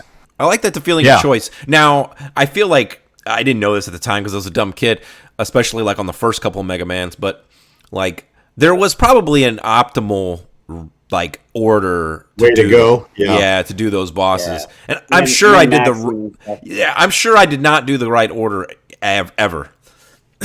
Yeah. I don't remember. I only played one Mega Man game, and I could not tell you for the life of me which one it was, but I remember taking. I assume that I borrowed this game because I beat it like in the one weekend, from start to finish, and I liked the game, but I never bought like another Mega Man after that. But it's a good game, a solid game. It's very Metroid-ish. Yeah. Yeah, for sure. Look, I'll vote first here. I played a lot of Mega Man. I really do enjoy the titles. I find the Mega Buster to be just fucking super basic, though. Like, I only played Mega Man to actually be able to use the special abilities, and the Mega Buster was always just kind of there, and it really wasn't like... There's nothing special about the weapon itself. So even though I've never put a second of time into Final Fantasy, I'm purely going to vote for this because aesthetically, that sword does look badass. Yeah. So I'm going for the Buster Sword. Yeah. Now, what I will say is, in later entries of Mega Man, which that's why I asked if you'd played Mega Man X, like the Mega Buster, like you can charge it and you can do like different blasts. It becomes more useful in the later games. But yeah, in the originals, it's probably, it gets you to the end of the level, and then you probably switch to like a different weapon, a good weapon. Yeah. Jason, I'm gonna make this easy for you. I'm gonna go Buster Sword here, for sure. Well, look, I like I said, even though that game made me quit playing Final Fantasy for years, the sword is iconic, and part of what this bracket is the most iconic weapon, or greatest weapon, in video games, and it's absolutely iconic. If you had a piece of paper and it had two images on it, and it was one of these two images, I would say that probably 75% of the people who have had any kind of gaming experience will know what the Buster Sword is, or at least know the game that it came from. So, all right. Buster Sword. Look, everybody shut up here. Everybody shut up. I just got the next matchup, and it sucks. Ooh. Oh, look, dude, we got the four ones that we have left right now are all fucking killers, okay? All right. All right. This next weapon, introduced in 1974, okay? This is a high-risk, high-kill type of weapon because it only holds one bullet at a time and must be reloaded every time it is fired. Due to its extreme power, it can kill any enemy with a single shot. From 1997's GoldenEye, the Golden Gun. The ultimate weapon. Yeah. Yeah. Unless they were playing what's that dude? The Odd Job, who was shorter. Odd Job. Yeah. Dude, we used to have a no Odd Job rule. Hold on. All right. We're going up against a weapon that was introduced in 2006. This weapon is fully automatic assault rifle with a chainsaw bayonet attachment for melee combat, despite the fact that the chainsaw was originally for utility purposes. The standard issue weapon of the coalition of ordered governments from Gears of War, the Mark II Lancer assault rifle. Fuck. This is a tough one. I have no idea where I'm going yet. Let's talk about the Golden Gun, though. Okay, Dave. So you're bringing up a very key point there for a second. So, look, GoldenEye, the game itself, was fucking awesome. Okay, yes, the story mode or whatever. Yeah. Story mode, Nintendo 64 was really, really good. This is the first game I played that introduced me to PvP or player versus player, whatever. Where there was, I don't know how many different maps you could play. There was a few different maps you could play, and you could play using any of the characters from the game: James Bond, Natalia, 006, I don't know, Sean Bean, I forget what his name was in the movie. And Odd Job was another one of those guys. And to your point, Odd Job was a fucking hack, bro. Because that dude was half the height of everybody else, and it was almost impossible to kill this dude. Well, because it was, I mean, this is this is like the OG first-person shooter, like on home consoles. And so, like, the controls sucked. So, everything was auto-aim, but it was programmed, like, the programming of the auto-aim was for every other character because they were the same height. But Odd Job, to your point, was like 3/4 the size of whatever. And so the auto-aim wouldn't hit him. You had to manually, you had to hold R so the stupid reticle would show up on the screen and try to shoot him. And, dude, I remember people would play Odd Job and not even pick up weapons and just run and slap, kill you. Yeah. And you couldn't kill him. And the problem, what made it even worse, Dave, you mentioned earlier about kill cams. Okay, this game, like, you could only play with each other in the same room. So you could see on this dude's screen that he is running up to you right now to slap you, and there was jack shit you could do about it. Yeah, because basically you had to turn, manually aim, and whenever you were aiming back then, you couldn't move. So you had to manually aim, and you had to get him before he got to you. Because once he was up on you, he was too close to you to kill. Yeah. Fuck Odd Job. Yeah. So, but in a non-Odd Job world, there was always a map. I don't remember if it was called Egypt. It's Temple. It's Temple. Temple. Okay. And this is one of the only maps you could select the golden gun on. And you could either do this where you would get the golden gun as like an occasional choice, right? Or you could go all golden gun, right? Golden gun only. Yep. Yeah. And dude, it's one shot, one kill. Like you better hit them because it's going to take you 50 years to reload that damn thing, and they're going to come get you. Yeah. That golden gun mode was fun. The golden gun was the.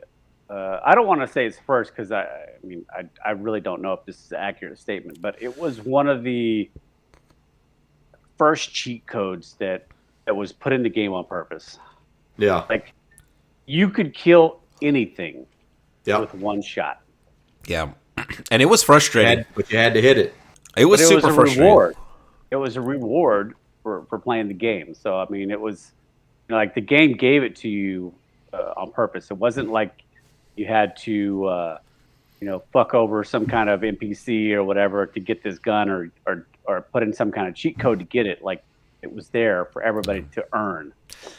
Yeah, I don't remember, but I feel like there was a game mode called The Man with the Golden Gun, and there was like only one golden gun spawned in the map. Yeah. Yeah, that's what I was thinking. And you had to like try and go find it. Yes, and like there was no other gun. Like everyone else just had slaps. So if somebody picked up the golden gun, as long as they didn't get killed by slaps, then they were the only one able to kill people. And it became like a 3v1. And look, to your point, Josh, you brought up a very good point. You're all playing on the same screen. It's split screen. Bro, I was screen peeking like a motherfucker, and I would deny it. I would deny it all day long. And dude, How could you not though? How could you not be a screen peeker? It's impossible not to. It's impossible. But I know you guys, all your friends probably said, "Bro, I ain't looking. I'm not looking." And it's like, yes, you are. 100% you are. How did you know I was right there? Because I see that you're running away from me. I haven't even entered the room yet. Dude, that 007, man, that was I put so much time into that game, and man, like me and my buddies would just meet up in somebody's apartment somewhere and just play hours of that. Because I mean, that was really the first time you had, multiplayer like that. Dude, talk about it was revolutionary. Talk about ending friendships. Dude, GoldenEye split screen, like against your friends, like there's times where I would literally like want to just leave my friend's house. Like I'm just done. I'm done being with you. Like I don't want to play anymore. Can we play like No Mercy or WCW NWO Revenge? Can we play a different game? Oh man, because I don't want to play GoldenEye anymore. Some great games too, man. Or fucking NFL Blitz. Oh, dude, so good. NFL Blitz. But hey, let's talk about the Lancer. Unless you had more you want to talk about the Golden Gun. No, dude, I wanted to talk about Gears because this is a new-ish title, I guess, compared to some of the other things on here. And man, you want to talk about a game that like me and Fossil put a shitload of time into? Oh my god, dude, we played. I remember the one boss fight on the train. That's the last boss. On the train, the final boss. So this is on New Year's Eve. Okay, so this is on New Year's Eve. Yeah, we're supposed to go out with our female companions on this night, and we're like, hey, no big deal. We just got to this boss. We'll just knock this out real quick. We'll knock this out real quick, and then we'll go out. I don't know how many fucking times we died on this boss, but I mean, it's got to be more than times that we wiped on the Lich King. Yes, dude, we were sitting there. I don't know. I mean, it felt like 3 or 4 hours where we would constantly walk out to this fucking train. We would try to get to this guy, and then because he would kill you with his bats or whatever they were. Yes. So if you got too far into the dark shadows of the train, then you got killed by those bats. Otherwise, he was also doing whatever move he did. He's on like a minigun too, I think, or like a turret. Yeah.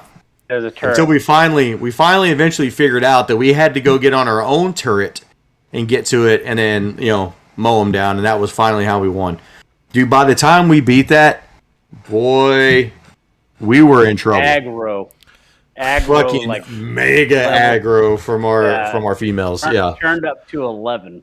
Dude, it was brutal because it was so bittersweet because me and Jason were both like, "Fuck yes, let's go." And then we turn around and, dude, they're like fucking mad dogging us big time. We're like, all right, so we ready to go? Oh man! Oh my god! But dude, there was few things in that game that were better than walking up on one of the fucking I forget what aliens, locusts, they were. and cutting them in half, bro. That chainsaw bayonet it's so good.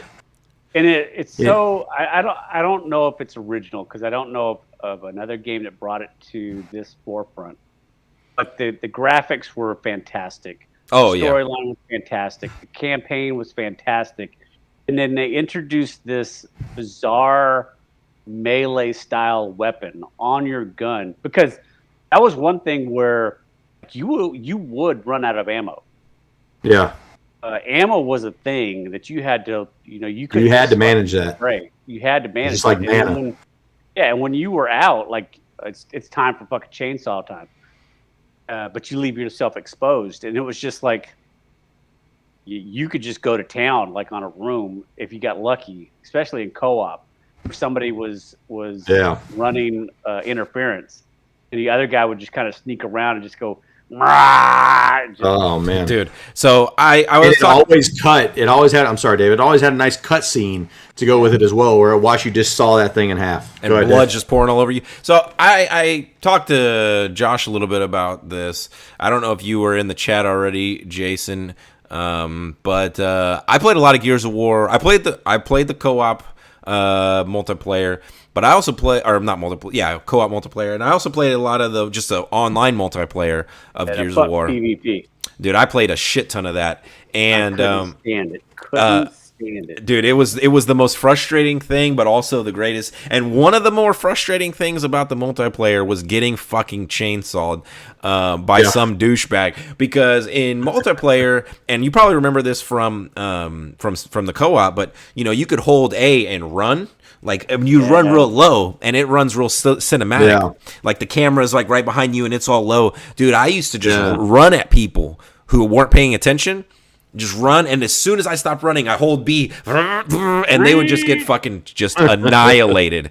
I couldn't stand that shit. Dude, and how, I don't know, sometimes I'm sure this happened to you, Jason, just based on how I'm hearing you. So you could see somebody running at you, and they're about to try to change. You try to shoot them, and you can't kill them before they get to you, and then you die. And that is instant, like, rage quitting. I'm not kidding, dude. Didn't they? Ugh, there was so much pain in that. I could not continue to play PvP. Didn't they also have a multiplayer wave mode? Yeah, horde mode. Yep. Yeah, horde mode. That was fun. I know we did that a few times, and we enjoyed doing that. Yeah, I played actually. I think I played every Gears of War because that was like a system seller for the Xbox for me. I played 360. And dude, the story, especially in those first two, man. I remember being super invested. Dude, I remember, I think it was part 2 where his wife dies. Yeah. And we were both on the couch playing the game. And we're just like, what the fuck is going on? What the fuck is going on? There's no way. There's no way. And then she fucking dies or turns, or I don't remember what the hell exactly happened, but we were just like, me and Josh were both sitting there slack-jawed morons, nerding out on this game. And it's just like, dude, the story on this game is so fucking epic. Look, I know we got to do votes here.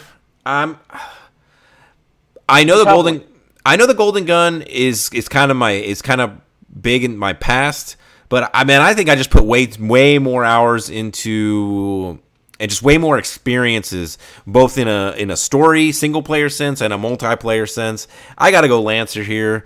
Maybe that's just a generational thing for me, but I don't know. I'm going Lancer. Fossil? Josh, go? Okay. Go ahead, Fossil. Go ahead. Okay.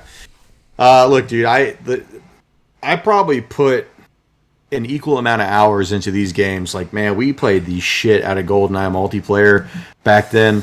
The Golden Gun mode was fun, but it was definitely more fun to play with your regular weapons and try to outflank people and do the whole thing. There's few things that I get more joy out of than sawing stuff in half on Gears of War using that gun. So I'm gonna go with the Lancer, but that was a tough one for me. That was really hard. I'm super nostalgic for the golden gun. Yeah, I can't believe we're having this many sweeps. The golden gun. Here's the drawback: as I hated PvP, of course, so I never had friends over and never played that fucking game with other people. It's like playing Madden split screen. I just can't do it.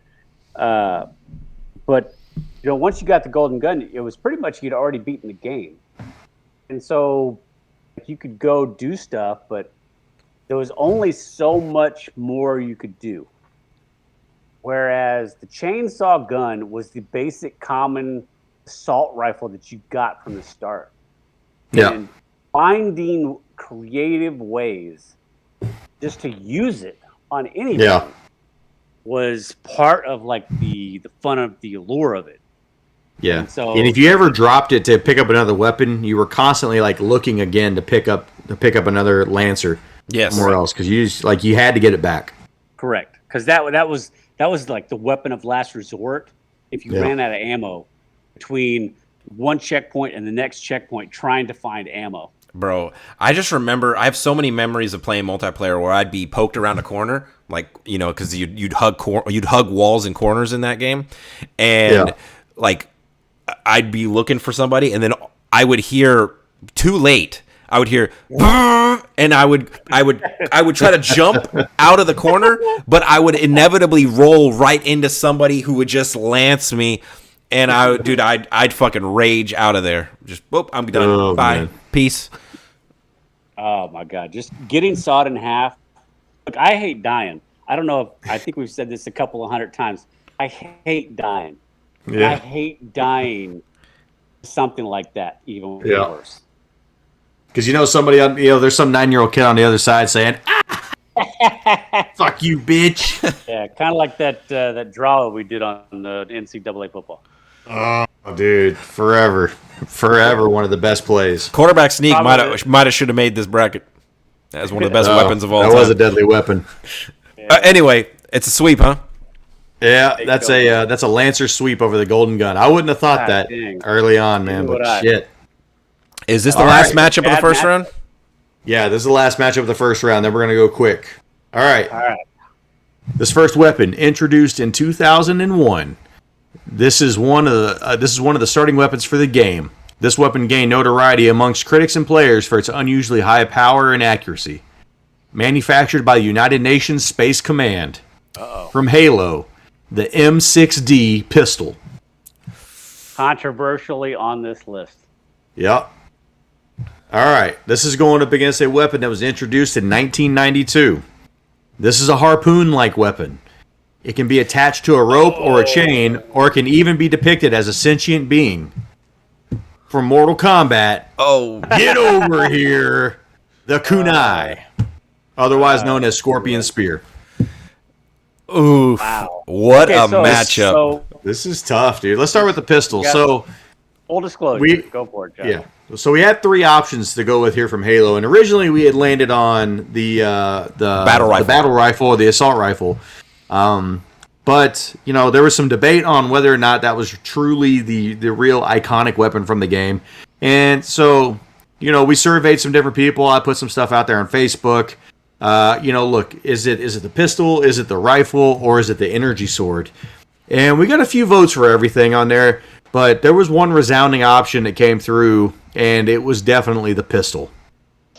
So I another disclose this as well. When you guys were playing Halo, like I wasn't really about Halo at that time. Like I didn't play the original Xbox that much. I played it for a select few games, but I just really wasn't playing first person shooters at that point in my life. But whenever this conversation came up about what would be on the list from Halo, like literally my first 2 thoughts were, I actually wanted to go the energy sword personally, like if it was all up to me, just because I feel like I have memories of people picking that up in multiplayer and literally just mowing down everybody. But I also specifically remember the pistol as just being like super accurate and just being able to like headshot people from halfway across the map. And I remember the pistol, everybody saying it was overpowered. That's just in high school or whatever, or that's what everybody told me. Yeah. And it definitely was. I mean, that was not my weapon of choice. Yeah, see now, okay, so once again, Halo PvP, fuck all that bullshit. Jump, jump, jump, snipe. Jump, jump, jump, jump, jump, jump, snipe. Jump, jump, fuck that shit. So, me and Josh put in, I don't know, gobs of hours playing campaign. Beat it on every single difficulty. With all the skulls? Yes. Josh was the tank. You'd go in, guns blazing, assault rifle, grenades, just craziness. I'd be about 100 yards away. Yeah. Sniper rifle. I only carried 2 weapons. Sniper rifle and the pistol. Now, I argued that the assault rifle is more iconic, but my favorite weapon in the game is the pistol. Okay. Followed by the sniper rifle because of the way that me and Josh like to play the game. Yeah. The pistol had, and it doesn't make a lot of sense. I assume that the way that it's told is through the helmet, but it had a zoom function. Dude, that's what made it overpowered. Yeah, it was like a miniature handheld sniper rifle with no recoil. Dude, it's so broken. In multiplayer, it's so broken. It was absolutely amazing. You couldn't find enough ammo to keep the pistol 24/7. But the pistol was so much fun. So much fun. Yeah, I just, I don't know, dude. I never got the appeal of the pistol. Anytime I ever tried to use it, because the problem was I didn't really change how I played. So I'd be rolling in there still feeling like I should have an assault rifle, and I'd be trying to pick people off using this pistol. And that's just not I don't get a lot of joy from that. I like the assault rifle, I like grenades, in later editions they have hammers you can use and shotguns and stuff. Amazing. Yeah. Hammers and shotguns were still pretty cool. Yeah. The needler. So, the enemy weaponry was really cool as well, because you'd have in a lot of cases I'd prefer to use their single blaster, but the needler was cool, just because of the damage rate. You just had to kind of the single shot you could charge. You could charge it up as well. The green blaster. Yep. Yeah. Did you ever fuck with the energy sword? From time to time. But same thing. I don't know. I didn't really It was hard to melee in that game, especially when you started playing it on legendary. Oh my god! It was some legendary. Yeah, it was much more of a poke your head out, shoot, and keep hiding. Yeah, recharge. Legendary was just a matter of not getting touched by any bullet whatsoever. Yeah. Yeah. Switching gears to Mortal Kombat though, going back to the original Mortal Kombat. Is there a more iconic voice line? No. Get over here. Definitely not. It's unfortunate that they do variations of that in the movie whenever he does the "get down here," and you're like, oh, that was terrible. Oh, that was come cringe. on, bro. That and the fact that his spear is now a sentient being coming out of the palm of his hand. That was way below with average. Some of the worst computer animation you ever will lay your eyes on. So we're not talking about that version here for the spear, but dude, you want to talk about just a fucking maddening move, dude. If you had somebody who was really good with Scorpion, bro, backflip, forward flip, teleport. Oh, the teleport punch. You could do that little teleport punch over to the other side and then do that fucking thing. Dude, you know what's bad about Scorpion is he was not even if you because Josh, you said somebody had to be really, if somebody was good with Scorpion, it was a nightmare. I agree. Yeah. But Scorpion was also one of those characters similar to Ken and Ryu from Street Fighter, where you didn't really have to be very good, and most people who weren't very good would still pick Scorpion just because he was the coolest. But dude, even if somebody wasn't very good, almost everybody knew how to fucking do that move because it was super easy to do. I think wasn't it back B? Yeah, it's just back and then a punch, and so everybody was doing it, and you would if all you had to do was get caught with it once or twice, and they would uppercut you and take all half your health is fucking gone. That's what made that Scorpion so much more frustrating because you just face him all the fucking time. Yeah, and his finisher was easy as well. Oh yeah, when he set people on fire. Dude, like just like Scorpion and Liu Kang were probably the two easiest to use from like the OG Mortal Kombat, because Liu Kang's, I mean, all his moves were like forward B, down forward B, hold B, and do the bicycle kick or whatever it was, whatever the kick was. So for me, playing Mortal Kombat at Pizza Hut during lunch break at school when I was in high school, and you'd be like, "Oh yeah, you mind if I play?" And they're like, "Okay, go ahead." And it was always the same. It was always, if they picked any other character, it was like, "Okay, let me see what this guy's got." Yeah. But as soon as it was Scorpion, you're just like, yeah. There's gonna be a lot of ducking in my future. Yeah, here we go. A lot of ducking, a lot of blocking. And look, traditionally, I don't block a lot. No, I don't either. And it was over. The game was over, and be like, "Oh, you want a rematch?" You know, the person who picked Scorpion be like, "Oh, you want a rematch?" Like, nah, man. I think I'm gonna go over here and play this racing game. Yeah. Look, I'll do a rematch if you play like Baraka. You know. Dude, I would always get scared. Like whenever I'd play like a fighting game, like Street Fighter or Mortal Kombat, if somebody picked like some randomly obscure character, like if somebody picked like Dalsum or like Kano from Mortal Kombat, like I would actually get nervous. I'd be like, nobody picks these characters unless they're good with them. E Honda. Yeah, like if somebody's fucking picking E Honda or like Sonya Blade, like Sonya from Mortal Kombat, like there's a reason that they're picking Sonya. I'm about to get wrecked. Nobody's picking Kano unless they can do the little tumbling fireball thing and the heart pull. Oh, dude. Where are our votes at with these? I feel like I'm gonna let you guys go first and kind of dictate this because I feel like you guys got more skin in this game than me. Yeah, look, the pistol was never my gun of choice. I would have much rather had the assault rifle on here. So for me, this is an easy Scorpion Spear vote. I'll go second because I'm going to contradict Josh, and it's purely game style. Like the pistol in any game, even in Call of Duty, like there are people who love and swear by the Deagle, and then other people that can shoot the 9mm faster than a machine gun.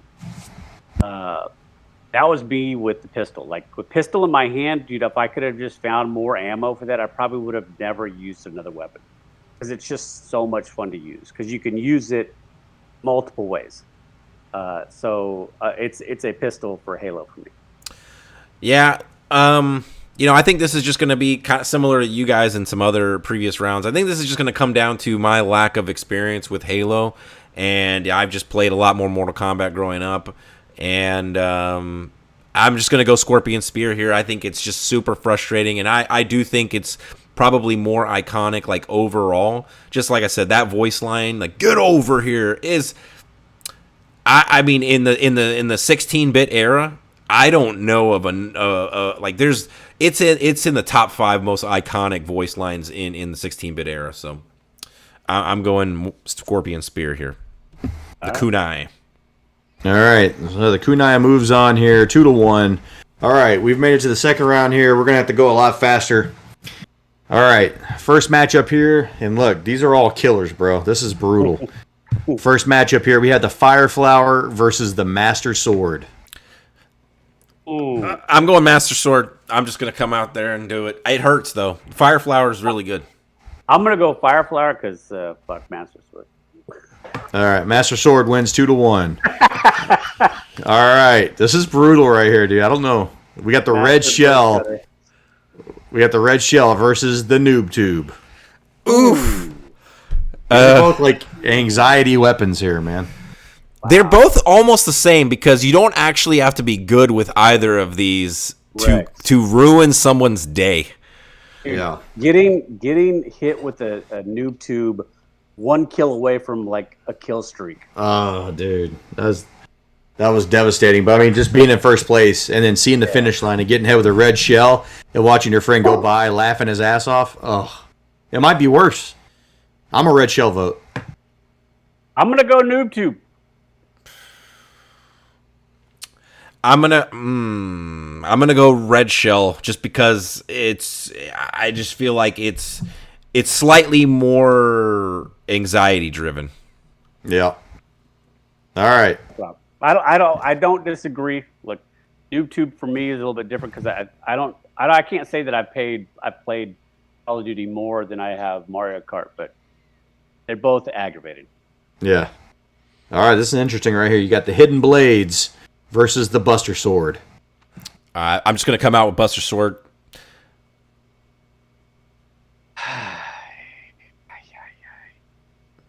I'm going to go Hidden Blades. It's a tough one. Well, I honestly feel like this matchup really does hit the iconic button for video game weaponry. But fuck chocobos, Hidden Blades. Yeah, like I look, I'm happy Buster Sword made it out of the first round, genuinely. So, all right, Hidden Blades moves on 2-1. All right, ooh, this is a brutal too. The Lancer versus the Kunai. God, oh, this could be a finals matchup, man. That's how good this matchup is. Like, this is tough. I mean, look, I'm going to go with the Lancer here because Scorpion was never my choice of a fighter. I was always a Johnny Cage guy. Yeah, so I put in way more time with Johnny Cage. So I'm going Lancer.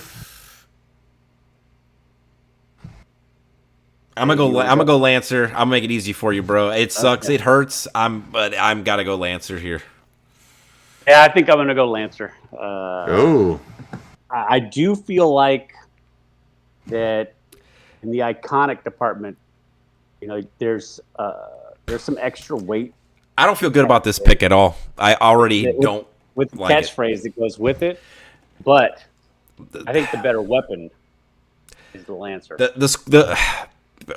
Yeah, this is one of those situations where the Scorpion Blade spear really does belong to move on, and it just didn't move on because it went up against something that I guess is stronger to us. But in this moment, I do. This is one of those things. Okay, so this is again like a particular music bracket where maybe next week this exact same podcast would have been different.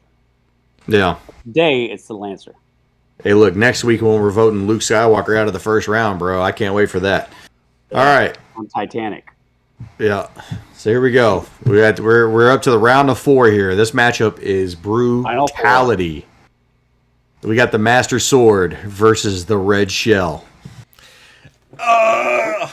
This is my finals. So I'm going to spit out Red Shell because... Yep. I already know, Fossil. And look, I have nothing against the Master Sword. I just never used it. Josh, go. It's a great tree trimmer. Dave, go. Look, if you're gonna force my hand to go second, I'm going to make you decide, and I'm gonna go Master Sword. God damn it, dude! So many both of these are so nostalgic, dude. How many thinking about all the good times that we've all had playing these games. Look, I'll say this: the reason I go Master Sword here is just you can just randomly get the red shell, and it's brutal. But you go on a journey to get the Master Sword. It is truly a quest. You're the hero of light. You get it. You're the hero of that single player experience. Singer or single? Single player experience where you don't get to wreck the life of a common friend. Oh, look, that's fair. That's fair. I'm not discrediting that. And Jason, that's the deciding factor for me. It's a red shell vote. Yeah. That's fine. And I hate voting the Master Sword out, man. That hurts, but I feel like the red shell is it's devastating. I don't disagree. All right. Okay, and final matchup here in the semifinals. We got the Hidden Blades versus the Lancer. Ooh, I'm going Lancer. This. Instant. this is a good one for me. Fossil, do you want to vote or do you want me to make it easy for you? You can make it easy on me. All right, I'm definitely going Lancer. This is much more my game than stealthily stabbing people. I hear you. I would probably go biased and go Hidden Blades, simply because Assassin's Creed's like my favorite franchise. But like I don't feel 100% confident. I'm gonna go Hidden Blades and give them this. I'm not gonna call it sympathy vote. All right. Before we get to the finals matchup here, let's do the third place vote. We're going to have the Master Sword versus the Hidden Blades. It's Master Sword for me. Blades. Yeah. Jason, I know you're Hidden Blades. I am also going to be a Master Sword vote. That's okay. Yeah. Hey man, All right. mine got fourth. This is not the finals matchup I thought we were going to have. No. I didn't know what I really didn't have like a thought in my mind of what it would be. I thought the Hammer would be somewhere here in the final four. Dude, I really did. I thought that was going to be a fun pick. You know what it was? When I looked at the screenshot that Dave sent me the other day, I was like, there's no Stone Cold. No. Yeah. But and it's similar to Jason, when I initially looked at the list once we had completed it, I knew Red Shell was good. I thought it was brutal, but like it wasn't until we started talking about it and going through everything like that it just brought back so many memories. And look, similarly, the Lancer, like I haven't played a Gears of War game in years, but like talking about it and going through the memories and everything, like man, both of these. In hindsight, both of these actually don't surprise me that they're here at the top. Yeah. So just to remind everybody here, this is Red Shell versus the Lancer. And both of these, in both these cases, to Jason's point earlier, you can ruin. You can just enjoy it on the giving end, and in both cases, the receiver. It hates every second of it.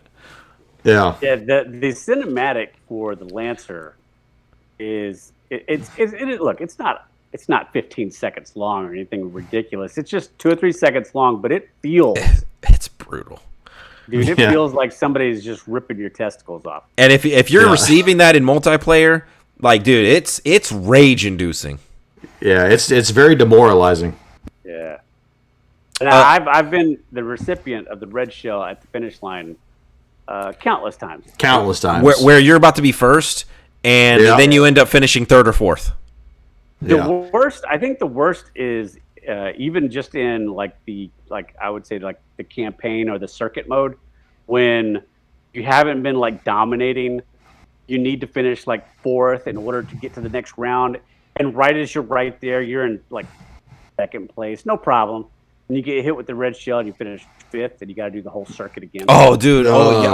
You don't place high enough to get the gold trophy. Yeah, Jason, you just sold me on Red Shell. I'm a Red Shell vote. Because like some of those tracks, is that Rainbow Bridge? Yeah, Rainbow Road. Fuck Rainbow Road. Yeah.